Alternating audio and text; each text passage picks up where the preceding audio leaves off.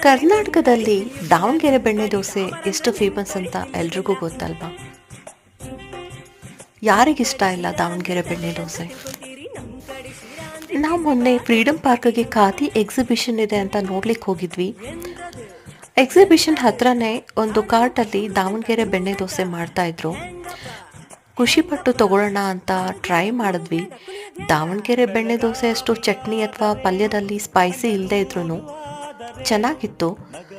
ನೀವ್ಯಾರಾದರೂ next khadi exhibition ನೋಡಲಿಕ್ಕೆ ಅಂತ freedom park ಕಡೆ ಹೋದರೆ ಟ್ರೈ ಮಾಡಿ.